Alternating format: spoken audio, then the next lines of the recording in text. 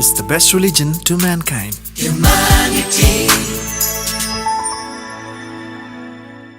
ನಿಡ್ಡುಡಿ ಬಂಗೇರಪದವಿನ ಮನೋಜ್ ದಾಸ್ ರವರು ಕಳೆದ 4 ವರ್ಷದಿಂದ ಬೆಡ್ ರಿಡನ್ ಆಗಿದ್ದಾರೆ. 4 ವರ್ಷದಿಂದ ಪ್ರೈವೇಟ್ ಫ್ಯಾಕ್ಟರಿಯಲ್ಲಿ ಕೆಲಸ ಮಾಡ್ತಿದ್ರು ಮದುವೆಯಿಂದ. ಈಗ 4 ವರ್ಷದಿಂದ ಮನೇಲಿ ಇದ್ದಾರೆ.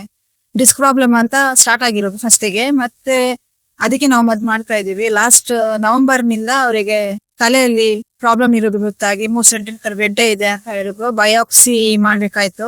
ಮಾರ್ಚ್ ಅಲ್ಲಿ ಬಯೋಪ್ಸಿಗೆ ಅಂತ ಹಾಸ್ಪಿಟಲ್ ಹೋಗಿದ್ವಿ. ಆಯುಷ್ಮಾನ್ ಅಥವಾ ಸುರಕ್ಷಾದಲ್ಲಿ ಬರಬೇಕಾದ್ರೆ ರಿಟರ್ನ್ ಬಂದ್ವಿ. ಮತ್ತೆ ಏಪ್ರಿಲ್ ಅಲ್ಲಿ ನಾವು ಬಯೋಪ್ಸಿ ಮಾಡಿರೋದು. ಬಯೋಪ್ಸಿ ಮಾಡಿದ ನಂತರ ಅವರು ಕೋಮಾಕ್ ಹೋಗಿರ್ತಾರೆ. 2 ತಿಂಗಳು ಅವ್ರ ಕೋಮಾದಲ್ಲೇ ಇತ್ತು. ಮತ್ತೆ ರೇಡಿಯೇಷನ್ ಎಲ್ಲ ಮುಗಿಸಿ ನಾವೀಗ ಮನೆ ಕರ್ಕೊಂಡ್ಬಂದು ಮನೆಯಲ್ಲಿ ನೋಡ್ತಾ ಇದ್ದೇವೆ. ದೈನಂದಿನ ಖರ್ಚುಗಳು, ಅವರ ಕ್ಯಾಡ್, ಡೈಪರ್ಗಳು ಇದೆಲ್ಲ ಖರ್ಚಿಗೆಲ್ಲ ತುಂಬಾನೇ ಕಷ್ಟ ಆಗ್ತಾ ಇದೆ. 15 ದಿವಸಕ್ಕೊಮ್ಮೆ ಹಾಸ್ಪಿಟಲ್ ಕರ್ಕೊಂಡು ಹೋಗಕ್ಕೆ ಕಾರ್ಯ ಇರ್ತದೆ.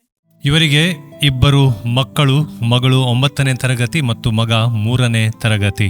2 ಮಕ್ಕಳು ಕೂಡ ಪ್ರತಿಭಾವಂತರಾಗಿದ್ದಾರೆ. ಈ ಕುಟುಂಬದ ಆರ್ಥಿಕ ಪರಿಸ್ಥಿತಿ ಚೆನ್ನಾಗಿಲ್ಲ. ಮಕ್ಕಳ ಶಾಲಾ ಫೀಸ್ ಬಾಕಿ ಇದೆ, ಚಿಕಿತ್ಸೆಗೆ ತೆಗೆದ ಸಾಲ ಬಾಕಿ ಇದೆ.